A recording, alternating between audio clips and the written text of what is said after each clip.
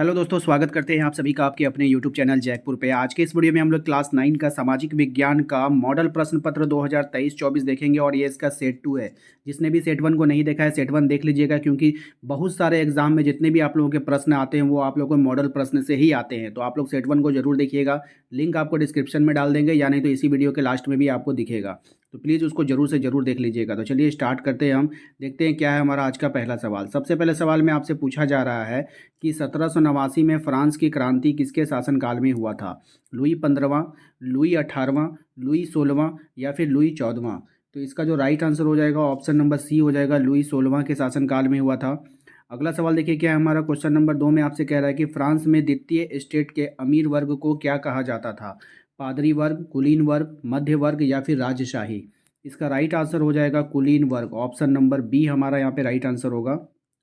Next सवाल पे आते हैं। अगला सवाल देखिए क्या है हमारा। कह रहा है कि लुई 16वें के कर बढ़ाने के क्या कारण थे? फ्रांस की जनसंख्या में वृद्धि हो रही थी इसलिए कर को बढ़ा दिया गया, सरकार पर कर्ज का बोझ था इसलिए कर को बढ़ाया गया, बार बार युद्ध की मार झेल रहा था इसलिए कर को बढ़ाया गया, या फिर इनमें से सभी कारण सही हैं?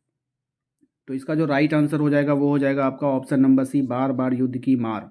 ठीक है। नेक्स्ट सवाल देखिए क्या है। क्वेश्चन नंबर 4 में आपसे कह रहा है कि मैं ही राजा हूं और मेरे शब्द ही कानून है, ये कथन किस शासक का है?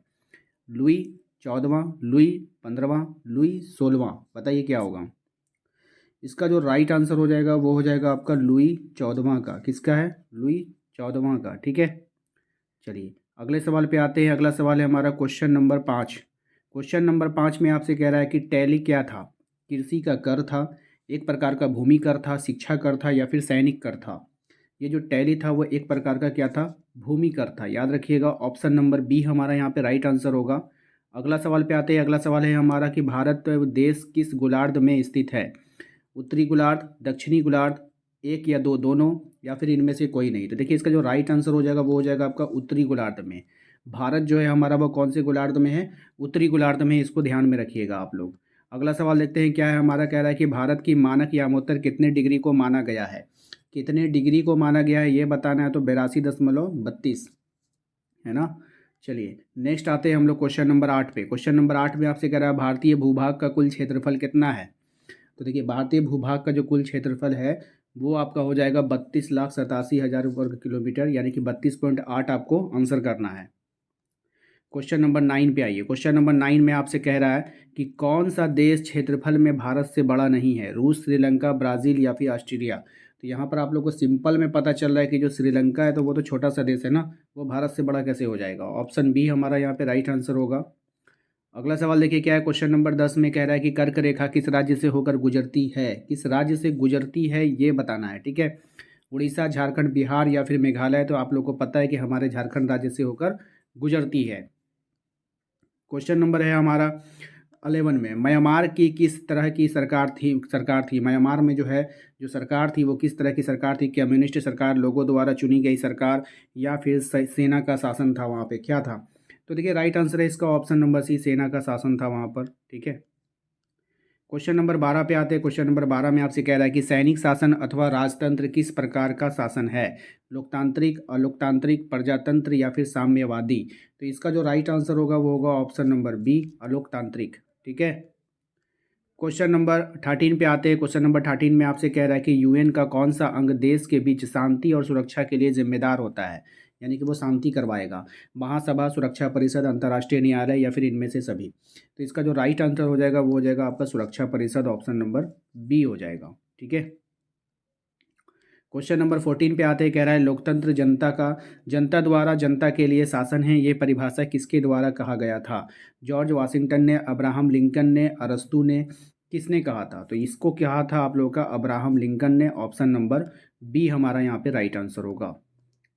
क्वेश्चन नंबर 15 पे आइए। कह रहा है कि संयुक्त राष्ट्र संघ के सदस्य देशों की संख्या कितनी है? तो जो संयुक्त राष्ट्र संघ के सदस्य देश हैं उसमें कितना हो जाएगा? 192। ठीक है। लेकिन अभी प्रेजेंट में मुझे लगता है 193 है। तो आप लोग कमेंट कर कर बताइए क्या है।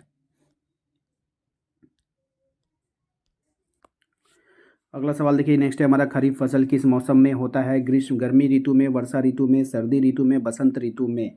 तो इसका जो राइट आंसर हो जाएगा वो हो जाएगा ऑप्शन नंबर बी, वर्षा ऋतु में। ठीक है। नेक्स्ट सवाल है हमारा किस खाद्य फसल का उत्पादन हरित क्रांति के कारण बढ़ा है? मक्का, तिलहन, दलहन या चावल, चावल या गेहूं या फिर जौ और चावल। तो इसका जो राइट आंसर हो जाएगा वो हो जाएगा ऑप्शन नंबर सी, चावल और गेहूं। ठीक है, नेक्स्ट देखते क्या है। हमारा अगला सवाल है, पालमपुर का सिंचाई स्रोत क्या है? तो कुआं है, तालाब है, नल है, क्या होगा पालमपुर का सिंचाई स्रोत? तो इसका जो राइट आंसर हो जाएगा वो तो यहाँ पे है नलकूप। ठीक है, ऑप्शन डी याद रखना है सभी को। हरित क्रांति क्या है आपको बताना है। कृषि में विकास है, दूध की वृद्धि है, उद्योग में विकास है या फिर इनमें से सभी होगा। तो इसका जो राइट आंसर वो हो जाएगा कृषि में वृद्धि, ऑप्शन नंबर ए। ठीक है, क्वेश्चन नंबर 20 पे आइए। क्वेश्चन नंबर 20 में कह रहा है आर्थिक क्रियाएं कितने प्रकार की होती है? जो आर्थिक क्रियाएं होती है वो 2 प्रकार की होती है। ऑप्शन नंबर ए हमारा यहाँ पे राइट आंसर हो जाएगा। तो उम्मीद करते हैं कि आप लोगों को आज का ये वीडियो पसंद आया होगा। वीडियो पसंद है तो प्लीज़ वीडियो को लाइक करके चैनल को सब्सक्राइब करके बेल आइकन को दबा लीजिए ताकि आने वाली हर एक वीडियो का नोटिफिकेशन आपके मोबाइल पर चला जाए। मिलते हैं अगले वीडियो में। Thank you.